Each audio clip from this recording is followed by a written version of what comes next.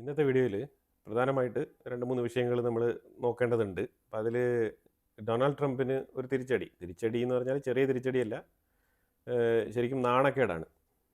അതായത് ഈ താരിഫുമായിട്ട് ബന്ധപ്പെട്ട വിഷയത്തിൽ സുപ്രീം കോടതിയിൽ നിന്നും വിധി വന്നിട്ടുണ്ട്. ഇന്ത്യ കുറച്ച് സമാധാനത്തിലിരുന്നിരുന്നെങ്കിൽ ഒരുപക്ഷേ ഈ വിധി വന്ന ഉടനെ തന്നെ നമ്മളുടെ 50% താരിഫ് അപ്പാടെ ക്യാൻസലായി പോയേനെ. നമ്മൾ ബേസ് ലൈൻ താരിഫിലേക്ക് നമ്മൾ മടങ്ങി വന്നേനെ. ബേസ് ലൈൻ താരിഫ് ഏതാണ്ട് 10% ഇതിൻ്റെ 8% കൂടുതലാണ്. അപ്പോൾ എന്തായാലും ഇത് ഗവൺമെൻറ് ടു ഗവൺമെൻറ് റിലേഷൻഷിപ്പിന് ഇത് ഗുണം ചെയ്യും. ഇവൻറ്റ് ടെമ്പററി ട്രേഡ് ഡീൽ, കാരണം ഫർദറായിട്ട് നമ്മൾ ബൈലേറ്ററൽ ട്രേഡ് എഗ്രിമെൻറ്റുമായിട്ട് ബന്ധപ്പെട്ട നെഗോസിയേഷൻ നമ്മൾ തുടരുകയാണല്ലോ. പക്ഷേ അമേരിക്കയുമായിട്ട് ഇത്തരത്തിലൊരു ഡീലിലെത്താതെ ഒരു സമവായത്തിൽ ഏർപ്പെടാത്ത രാജ്യങ്ങളിലെല്ലാം തന്നെ ഈ ഡൊണാൾഡ് ട്രംപിൻ്റെ ദേഷ്യം വീണ്ടും കൂടത്തേ ഉള്ളൂ. അപ്പോൾ അതുകൊണ്ട് അമേരിക്കയുമായിട്ടുള്ള ബന്ധം മെച്ചപ്പെടണമെന്നുണ്ടെങ്കിൽ ഈ താരിഫ് പ്രഖ്യാപിച്ചിരുന്ന സാഹചര്യത്തിൽ എന്തൊക്കെയാണോ ഇവർ അമേരിക്കയ്ക്ക് ഓഫർ ചെയ്തിരുന്നത്, ഫോർ എക്സാമ്പിൾ ജപ്പാൻ സ്ട്രഗിൾ ചെയ്യുന്നുണ്ട് നല്ല രീതിയിൽ. ജപ്പാൻ്റെ സ്ട്രഗിളിങ്ങിനെ കുറിച്ചിട്ട് നമുക്ക് സെപ്പറേറ്റ് ആയിട്ട് ഡിസ്കസ് ചെയ്യാം. ജപ്പാൻ വല്ലാത്ത രീതിയിൽ ബുദ്ധിമുട്ടുകയാണ്, കാരണം ഡൊണാൾഡ് ട്രംപ് നല്ല രീതിയിലുള്ള പ്രഷർ അപ്ലൈ ചെയ്യുന്നുണ്ട്. ജപ്പാൻ പ്രോമിസ് ചെയ്തിരുന്ന 500 ബില്യൺ ഇൻവെസ്റ്റ്മെൻറ്റിന് വേണ്ടിയിട്ടുള്ള മുറവിളി കൂട്ടിയിരിക്കുകയാണ് ഡൊണാൾഡ് ട്രംപ്. അതോടുകൂടി ജപ്പാൻ്റെ ആശയങ്ങളോടും ജാപ്പനീസിൻ്റെ ലൈഫ് സ്റ്റൈലിനോടും ജാപ്പനീസിൻ്റെ ദേശീയതയോടൊക്കെ ഒരുപാട് താല്പര്യമുള്ള വ്യക്തിയാണ് സനൈ തക്കേശി, ഇപ്പോഴത്തെ ജപ്പാൻ്റെ പ്രധാനമന്ത്രി. അപ്പോൾ അവർ ഭരണത്തിൽ വന്ന ഉടനെ തന്നെ ഈ റോട്ടിൽ നിസ്കരിക്കുക, ഇത് മതപരമായ കാര്യങ്ങളിൽ, അതായത് സോഷ്യൽ റിഫോർമേഷൻ ആയിരിക്കണം ആദ്യം, അല്ലാതെ മതത്തിനല്ല പ്രാധാന്യം കൊടുക്കേണ്ടത് എന്നുള്ള നിലയിലുള്ള ആശയങ്ങളൊക്കെ അവർ മുന്നോട്ട് വെക്കുന്നുണ്ട്. ഇങ്ങനെ ബുർഖ ധരിച്ച് പോകാൻ പാടില്ല, മുഖം മറയ്ക്കാൻ പാടില്ല, അങ്ങനെ പലതരത്തിലുള്ള നിയമങ്ങളൊക്കെ അവർ കൊണ്ടുവരുന്നുണ്ട്. അപ്പോൾ ആ സാഹചര്യത്തിലാണ് ജപ്പാൻ ഒരു ക്രൈസിസ് നേരിടാൻ വേണ്ടിയിട്ട് ഏതാണ്ട് ഒരു ഫൈനാൻഷ്യൽ ക്രൈസിസിൽ എത്തി നിൽക്കുന്ന ഒരു സാഹചര്യം. അതാണ് പൊതുവെ നമുക്ക് മനസ്സിലാക്കാൻ പറ്റുന്നത്.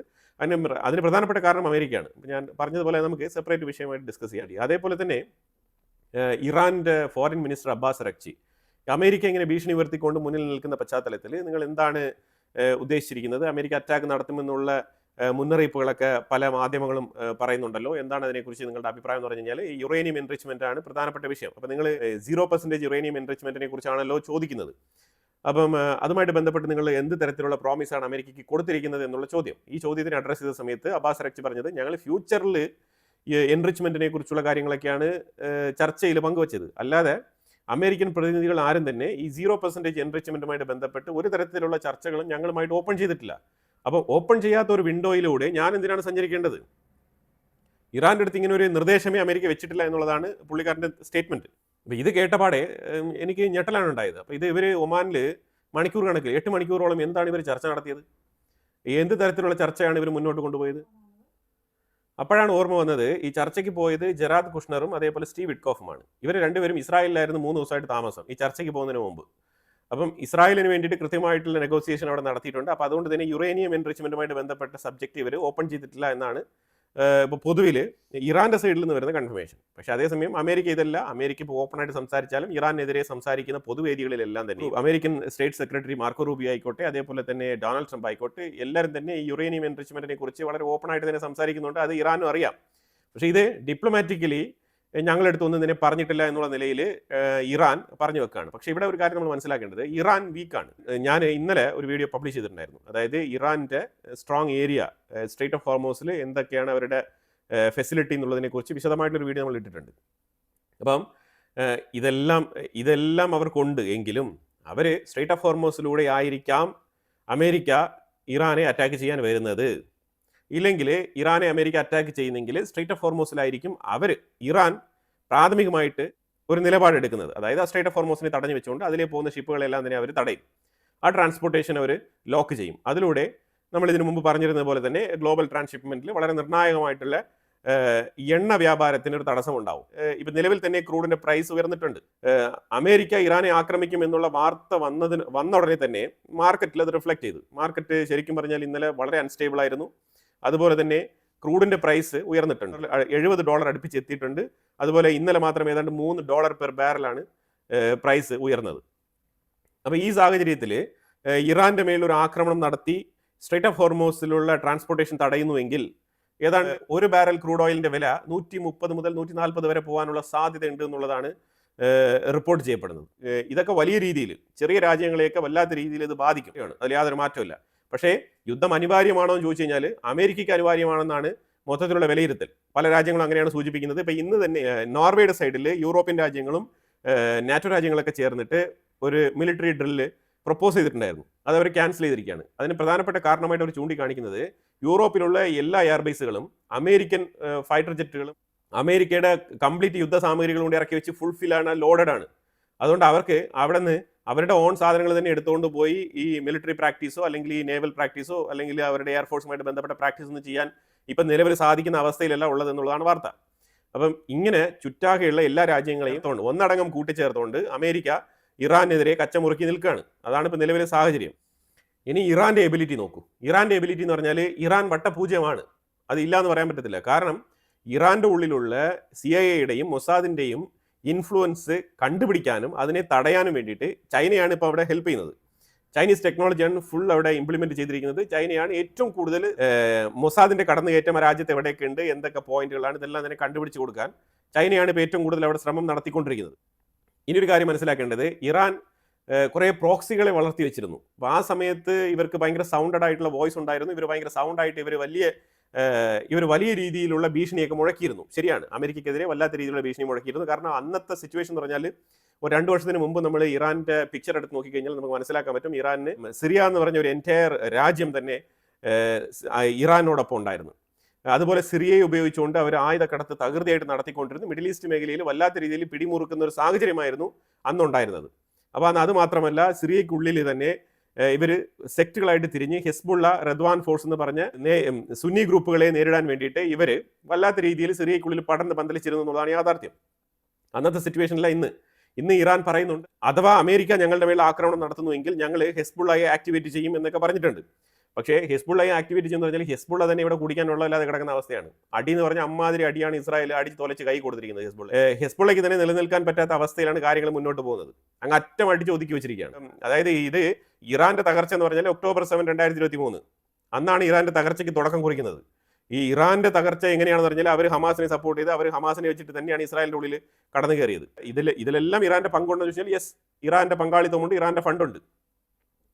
അപ്പോൾ അവിടെ തുടക്കം മുതൽ ഇന്ന് ഹമാസിനെ അടിച്ച് മൂലക്കിരുത്തിയിരിക്കുന്നു. അതുപോലെ തന്നെ ഇപ്പോഴത്തെ സിറിയ എന്ന് പറഞ്ഞ രാജ്യത്തിനുള്ള ഭരണം തന്നെ മൊത്തത്തിൽ മാറ്റി ടോട്ടലി ഇറാനെതിരായിട്ടുള്ള സുന്നി ഭരണകൂടമാണ് ഇന്ന് സിറിയ ഭരിക്കുന്നത്. അപ്പോൾ അവിടെ ഉണ്ടായിരുന്ന റദ്വാൻ ഫോഴ്സ്, റഷ്യയുടെ സപ്പോർട്ട്, ഇതെല്ലാം തന്നെ ഇസ്രായേൽ അടിച്ച് തൊലച്ചങ്ങ് മൂലയ്ക്ക് ഒതുക്കി കൊടുത്തിരിക്കുകയാണ്.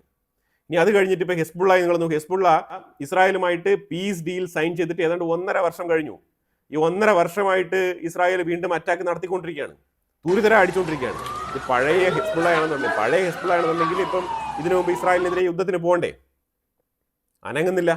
അപ്പം എന്താണ്, അതായത് അവർക്ക് ഇതിന് മുമ്പുണ്ടായിരുന്ന ആ ഒരു കപ്പാസിറ്റി ഇല്ല. ഇപ്പം ഇടയ്ക്കിടയ്ക്ക് 1.5 മാസം കൂടുമ്പോൾ 2 മാസം കൂടുമ്പം ഈ നഈം ഖാസിം എന്ന് പറഞ്ഞ ഹിസ്ബുള്ളയുടെ പേരിന് വേണ്ടി ഒരു ലീഡർ, നസറുള്ളയെ പോലെയല്ല, വളരെ വീക്കാണ്. ഈ നഈം ഖാസിം വന്നിട്ട് 1-2 സ്റ്റേറ്റ്മെന്റുകൾ പറയും. അതല്ലാതെ ഹിസ്ബുള്ള ഉണ്ടോ ഇല്ലയോ എന്നുള്ളത് തപ്പിപ്പിടിക്കേണ്ട അവസ്ഥയിലാണ് ഹിസ്ബുള്ള ഉള്ളത്. പിന്നെ ഹൂത്തികളുടെ പോർട്ട് ഉൾപ്പെടെ ഹൂത്തികളുടെ സകലമാന സാമഗ്രികളും അങ്ങ് അടിച്ച് തുറച്ച് കൈ കൊടുത്തിരിക്കുകയാണ് ഇസ്രായേൽ. ഹൂത്തികളുടെ അടുത്ത് മിസൈൽ ഉണ്ടെങ്കിലും മിസൈൽ ഉണ്ട്, പക്ഷെ അവരുടെ കപ്പാസിറ്റി എത്രയാണെന്നുള്ളത് നമ്മൾ കണ്ടതാണ്. അത് ഇത്രത്തോളം 2-2.5 വർഷമായിട്ട് ഇസ്രായേൽ ഗാസ യുദ്ധം നടക്കുന്ന പശ്ചാത്തലത്തിൽ അവർ മിസൈൽ വിടും പറഞ്ഞിട്ട് ഗാസയിൽ ഒന്നും തന്നെ സംഭവിച്ചിട്ടില്ല, ഒരു മാറ്റം സംഭവിച്ചിട്ടില്ല. ഇപ്പോഴും ഗാസയ്ക്കുള്ളിൽ എവിടെയൊക്കെ ഹമാസ് ഒളിഞ്ഞിരിക്കുന്നു അവിടെയൊക്കെ ഇപ്പോഴും ഇസ്രായേൽ കൃത്യമായിട്ട് നിരീക്ഷണം നടത്തി ആക്രമണം നടത്തിക്കൊണ്ടിരിക്കുകയാണ്. പക്ഷെ അവരുടെ മിസൈൽ ഇപ്പം നിന്നു. അപ്പോൾ എന്തിൻ്റെ പേരിലായിരുന്നു അവർ മിസൈൽ വിട്ടുകൊണ്ടിരുന്നത്? അവരുടെ മിസൈൽ വിടക്കം നിന്നത് എന്തുകൊണ്ടാണ്? അത് ഇസ്രായേൽ ഒടുക്കിലെ തട്ടി അവർക്ക് കൊടുത്തപ്പോഴത്തേക്കും അവരുടെ എൻറ്റയർ ക്യാബിനറ്റ് ഒറ്റ ബിൽഡിങ്ങിൻ്റെ ഉള്ളിൽ തകർന്ന് തരിപ്പണമാക്കി. അതോടുകൂടി അവർക്ക് മനസ്സിലായി. അത് കഴിഞ്ഞിട്ട് ഇപ്പോൾ ഹൂത്തികൾ മിണ്ടാതെ ഒരു മൂലയിലിരിപ്പാണ്. ഇടയ്ക്കിടയ്ക്ക് 1-2 പ്രസ്താവനകളൊക്കെ പുറപ്പെടുവിക്കും, അത്രയേ ഉള്ളൂ. ഇതാണ് യാഥാർത്ഥ്യം. ഞാൻ പറയുന്ന വിഷയങ്ങൾ ചിലപ്പം ചിലർക്ക് ഇഷ്ടപ്പെടാം, ചിലർക്ക് ഇഷ്ടപ്പെടാതെ വരാം. പക്ഷേ ഇത് യാഥാർത്ഥ്യമാണ്, ഇത് ഫാക്റ്റാണ്, ഇത് അൺഡെനേബിൾ ഫാക്റ്റാണ്. അപ്പോൾ അതുകൊണ്ട് ഇറാൻ ഇപ്പം ഒറ്റയ്ക്ക് നിൽക്കുന്ന ഒരു സാഹചര്യമാണ്. എത്രയോ പ്രോക്സികൾക്ക് ഇവർ പണം കൊടുത്ത് വളർത്തിയെങ്കിലും ഇറാൻ ഇപ്പോൾ ഒറ്റയ്ക്കാണ്. അതാണ് മനസ്സിലാക്കേണ്ടത്. അപ്പോൾ ഈ ഒറ്റയ്ക്ക് ഇറാൻ നിൽക്കുന്ന പശ്ചാത്തലത്തിലാണ് ഇത്തരത്തിലുള്ള ഹൈ പ്രഷർ വന്നുകൊണ്ടിരിക്കുന്നത്. ഇത് എങ്ങനെ ഇറാൻ ഹാൻഡിൽ ചെയ്യാൻ പോകുന്നു നമുക്കറിയില്ല. ഇപ്പോൾ ഞാനിവിടെ മാപ്പ് വെച്ചിട്ടുണ്ട്. ഈ മാപ്പിൽ ഡോട്ട് ഇട്ടിരിക്കുന്ന സ്ഥലങ്ങളിലെല്ലാം തന്നെ ചെറിയ തോതിൽ പ്രതിഷേധങ്ങൾ രൂപപ്പെടുന്നുണ്ട്. ഖമനേയിക്കെതിരെയുള്ള പ്രതിഷേധങ്ങളാണ് അവിടെ രൂപപ്പെടുന്നത്. അതിന് പ്രധാനപ്പെട്ട കാരണം, അതായത് ഈ പ്രതിഷേധ കാലഘട്ടങ്ങളിൽ പിടിക്കപ്പെട്ട ഇറാനിയൻ പൗരന്മാരുണ്ട്, ഇവർ കുറേശ്ശെ ഇങ്ങനെ വധശിക്ഷയ്ക്ക് വിധിച്ചുകൊണ്ടിരിക്കുകയാണ്, ഇവരെ കൊലപ്പെടുത്തിക്കൊണ്ടിരിക്കുകയാണ്. അപ്പോൾ ഈ കൊലപ്പെടുത്തിയ ആൾക്കാരുടെ ബറിയൽ സെറമണി നടക്കുന്ന സമയങ്ങളിലാണ് ഏറ്റവും കൂടുതൽ പ്രതിഷേധങ്ങൾ ഇറാന്റെ ഉള്ളിൽ രൂപപ്പെടുന്നതായിട്ട് വാർത്തകൾ വരുന്നത്. അപ്പോൾ അങ്ങനെ പ്രതിഷേധങ്ങൾ വരുമ്പോഴത്തേക്കും രണ്ടുപേരുടെ ബോഡി ഇന്ന് ബറിയൽ സെറമണി നടക്കുന്നു. അപ്പോൾ അവിടെ ഒരു പ്രതിഷേധം ഉണ്ടാകുന്നുണ്ട്. അപ്പോൾ ഇതിനെ ചൊല്ലി തുടരെ ആ രാജ്യത്തിനുള്ളിൽ ചെറുതായിട്ട് പല സ്ഥലങ്ങളിലായിട്ട് പ്രതിഷേധങ്ങൾ ഇങ്ങനെ രൂപപ്പെടുന്നുണ്ട്. ഇതെല്ലാം തന്നെ ഖമനേയ്ക്കെതിരെയാണെന്നുള്ളതാണ് നമ്മൾ മനസ്സിലാക്കേണ്ടത്. മിഡിൽ ഈസ്റ്റിലൊട്ടാകെ മൊത്തത്തിൽ ഇറാന്റെ മേലൊരു ആക്രമണം വന്നു കഴിഞ്ഞാൽ ഏതാണ്ട് 20 ലക്ഷം റെഫ്യൂജികൾ ഇറാനിൽ നിന്നും ഉണ്ടാവും എന്നാണ് റിപ്പോർട്ടുകൾ പറയുന്നത്. 20 ലക്ഷം റെഫ്യൂജികൾ.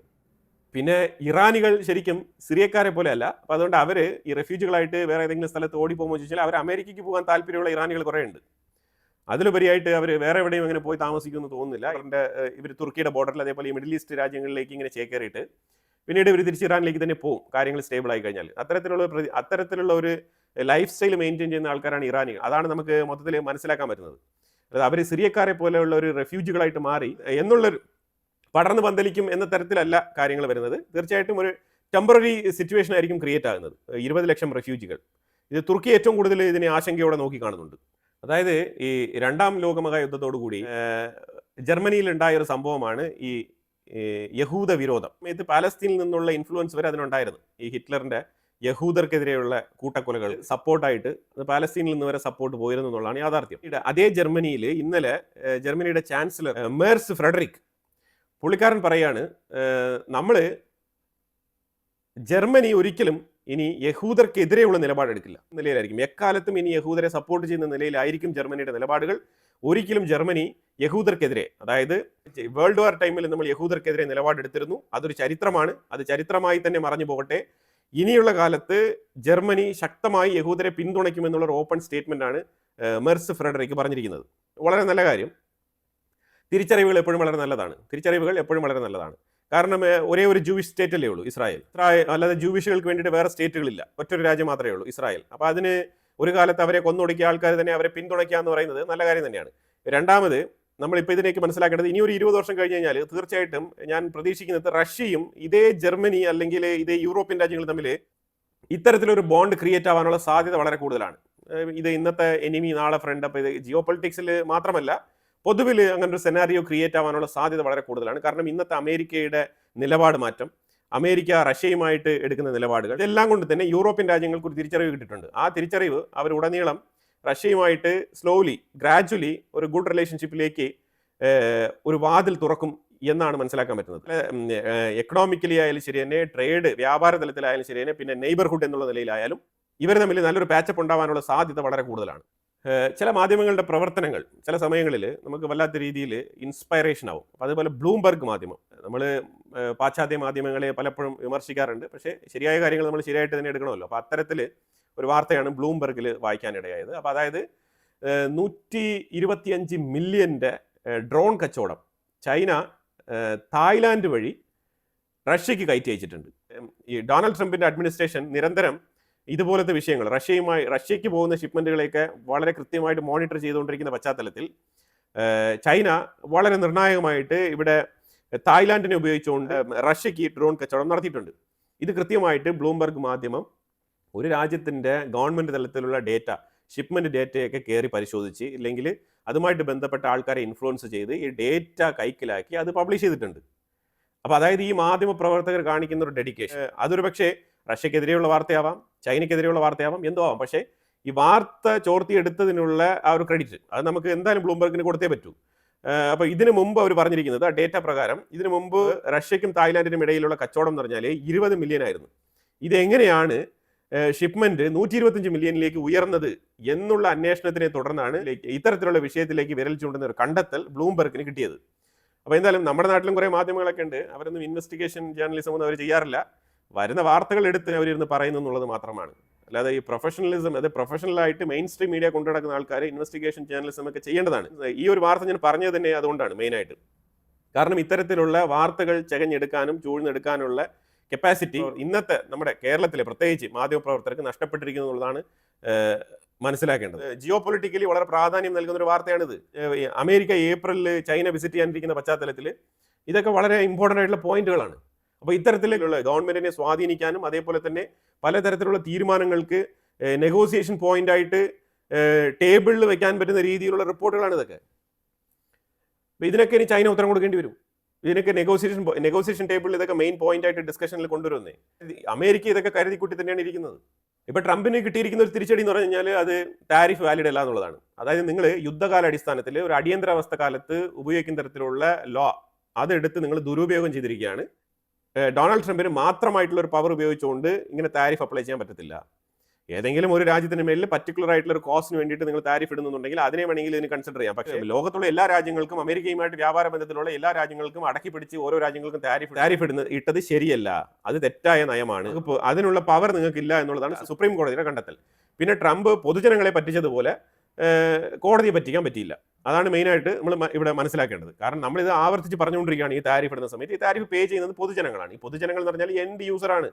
അമേരിക്കയിൽ ആരാണോ പ്രോഡക്റ്റ് വാങ്ങിക്കുന്നത് അവരായിരിക്കും ഇത് പേ ചെയ്യുന്നത്. കാരണം ഇത് എങ്ങനെയാണെന്ന് പറഞ്ഞാൽ ഇപ്പോൾ ഒരു ഷോപ്പ് എന്ന് വെച്ചാൽ വാൾമാർട്ട് എന്ന് പറഞ്ഞൊരു ഷോപ്പ് ഇരിക്കുന്നത്. ഈ വാൾമാർട്ട് എന്ന് പറഞ്ഞ ഷോപ്പിൽ ഇതൊരു കമേഴ്ഷ്യൽ സ്റ്റോർ റൂമാണ്. ഇവിടെ പലതരത്തിലുള്ള സാധനങ്ങൾ പല രാജ്യങ്ങളിലും വരുന്നുണ്ട്.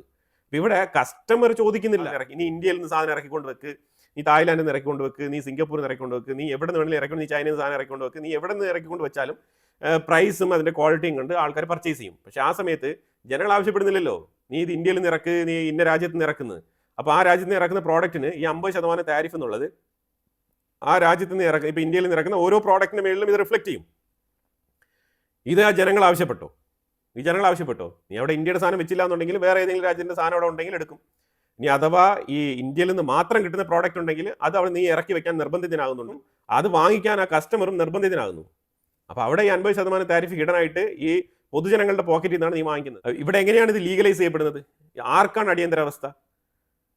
ഇത് വെറുതെ പൊതുജനങ്ങളുടെ പോക്കറ്റിൽ കിടക്കുന്ന പൈസ വാങ്ങിക്കാൻ വേണ്ടിയിട്ട് ഇങ്ങനത്തെ ഒരു നിയമം എടുത്തു വെച്ച് ദുരുപയോഗം ചെയ്തിരിക്കുന്നുള്ളതാണ് കോടതിയുടെ കണ്ടെത്തൽ. ഇനിയിപ്പം ഇതുമായിട്ട് ബന്ധപ്പെട്ട് പലതരത്തിലുള്ള ഡോക്യുമെന്റും കൊണ്ട് ഡൊണാൾഡ് ട്രംപിന്റെ ലീഗൽ ടീം സുപ്രീം കോടതി കയറി ഇറങ്ങി. പക്ഷേ സുപ്രീം കോടതിയെ ബോധ്യപ്പെടുത്താൻ ഇവർക്ക് കഴിഞ്ഞിട്ടില്ല എന്ന് വെച്ചാൽ എങ്ങനെ ബോധ്യപ്പെടുത്തും? ഇത് ശരിക്കും പറഞ്ഞാൽ പണ്ട് യൂറോപ്പിൽ നിന്നും ചിക്കൻ ഇറക്കുമതി ചെയ്യുമ്പോൾ അപ്പോൾ അവിടെ ഡൊമസ്റ്റിക് കോഴി കർഷകരെ പ്രോത്സാഹിപ്പിക്കാൻ വേണ്ടിയിട്ട് അമേരിക്ക അന്നും ഇതേ താരിഫ് പണി ഇറക്കിയിട്ടുണ്ടായിരുന്നു. പക്ഷേ അത് അവസാനം തിരിച്ചടിയായിട്ടാണ് വന്നത്. അതുപോലെ ട്രക്ക്, യൂറോപ്പിൽ നിന്ന് ഇറക്കുമതി ചെയ്യുന്ന ട്രക്കിനെതിരെ ഇവർ ഇതേപോലെ താരിഫ് കൊണ്ടുവന്നിട്ടുണ്ടായിരുന്നു. ഇതെല്ലാം തന്നെ തിരിച്ചടിയായിട്ടാണ് വന്ന് ഭവിച്ചത്. ഓൾറെഡി ഇതിന് മുമ്പുള്ള മുൻപരിചയം എക്സ്പീരിയൻസ് ഉണ്ട്, അതെല്ലാം നെഗറ്റീവാണ്. ആ എക്സ്പീരിയൻസ് നിലനിൽക്കുന്ന പശ്ചാത്തലത്തിൽ പിന്നെ എങ്ങനെയാണ് കോടതി ഇതിനെ പോസിറ്റീവായിട്ട് അംഗീകരിക്കുക? ഇതിപ്പോൾ ശരിക്കും പറഞ്ഞാൽ താരിഫ് അല്ല, ഇതൊരു തരത്തിലുള്ള ടാക്സ് ഇൻക്രീസ് ആണ്. ശരിക്കും അമേരിക്കയ്ക്കുള്ളിൽ ടാക്സ് വർദ്ധിപ്പിച്ചിരിക്കുകയാണ്. അതാണ് ശരിയായിട്ടുള്ള പദം. ഇതിപ്പോൾ ഞാൻ താരിഫ് ഇടുന്നു എന്ന് പറയേണ്ട ആവശ്യമൊന്നുമില്ല. അമേരിക്കൻ ജനങ്ങളുടെ മേളിൽ ഞാൻ അമേരിക്കൻ ജനങ്ങൾക്ക് ഞാൻ ടാക്സ് കൂട്ടിയിരിക്കുന്നു എന്ന് പറഞ്ഞു കഴിഞ്ഞാൽ അതാണ് കറക്റ്റ് ആയിട്ടുള്ള ടെർമിനോളജി, അതാണ് ഉപയോഗിക്കേണ്ടിരുന്നത്. അപ്പോൾ എന്തായാലും ഇപ്പം ട്രംപ് അഡ്മിനിസ്ട്രേഷൻ ഇതുമായിട്ട് ഇനി തിങ്കളാഴ്ച ആയിരിക്കും പ്രതികരിക്കുന്നത്. എന്നാൽ അവർക്ക് കുറച്ച് ടൈം വേണമല്ലോ, കാരണം ഇപ്പോൾ ഒരു ഷോക്ക് ട്രീറ്റ്മെന്റ് ആണ് കിട്ടിയിരിക്കുന്നത്. കാരണം ഇത് സുപ്രീം കോടതിയാണ് വിധി പറഞ്ഞിരിക്കുന്നത്. ഇനിയിപ്പോൾ ഇതിനെതിരെ ഒന്നും ചെയ്യാൻ പറ്റത്തില്ല ട്രംപിന്. അതാണ് പ്രധാനപ്പെട്ട കാര്യം. പിന്നെ ഞാൻ പറഞ്ഞതുപോലെ ട്രംപുമായിട്ട് നമ്മൾ ഓൾറെഡി തന്നെ ഒരു ഡീലിൽ എത്തിയത് ഒരു പരിധിവരെ നമുക്ക് അമേരിക്കയുമായിട്ടുള്ള റിലേഷൻഷിപ്പിന് അത് ഗുണം ചെയ്യും ഇനി വരുന്ന ഈ 3 വർഷക്കാലത്തേക്ക്. പക്ഷെ നമ്മൾ എത്രയും വേഗം ഒരു ബൈലേറ്ററൽ ട്രേഡിലേക്ക് എത്താൻ വേണ്ടിയിട്ട് ഈ സുപ്രീം കോടതിയുടെ വിധി നമുക്ക് സഹായകരമാകും. കാരണം ട്രംപ് ഇപ്പോൾ കുറച്ച് ലോ ബാൻഡിൽ വരും. കാരണം ഇനി താരിഫ് എന്ന് പറഞ്ഞുകൊണ്ട് ഇനി താരിഫ് എന്ന് പറഞ്ഞുകൊണ്ട് നെഗോഷിയേഷനിൽ അപ്പർ ഹാൻഡ് എടുക്കാൻ കഴിയില്ല. ഇനി അവർക്ക് ചെയ്യാൻ പറ്റുന്ന ഒരു കാര്യം എന്ന് പറഞ്ഞാൽ വേറെ ഏതെങ്കിലും ഒരു അടവ് നയം ഇനി ഇറക്കേണ്ടി വരും. മറ്റുള്ള ലോകരാജ്യങ്ങളെല്ലാം തന്നെ ഇപ്പം നോക്കിയിരിക്കുന്നത് ഇനിയിപ്പോൾ അടുത്ത് എന്ത് ഉടായ്പാണ് ട്രംപ് ഇറക്കാൻ പോകുന്നത് എന്നാണ് നോക്കിയിരിക്കുന്നത്. അപ്പോൾ എന്തായാലും ഇനിയിപ്പോൾ തിങ്കളാഴ്ച എന്ത് മറുപടിയാണ് വൈറ്റ് ഹൗസിന്റെ ഭാഗത്ത് നിന്ന് വരുന്നത് എന്നതിനനുസരിച്ച് ബാക്കി കാര്യങ്ങൾ തീരുമാനമാവും. അപ്പോൾ എന്തായാലും വളരെ ഇമ്പോർട്ടൻ്റ് ആയിട്ടുള്ള കുറേ വിഷയങ്ങളാണ് നമ്മൾ ഈ വീഡിയോയിൽ പങ്കുവച്ചത്. ഇതിനെക്കുറിച്ചുള്ള അഭിപ്രായങ്ങൾ കമന്റ് ബോക്സിൽ രേഖപ്പെടുത്തുക. കൂടുതൽ വാർത്തകളുമായിട്ട് അടുത്ത വീഡിയോയിൽ വരാം. Thank you so much.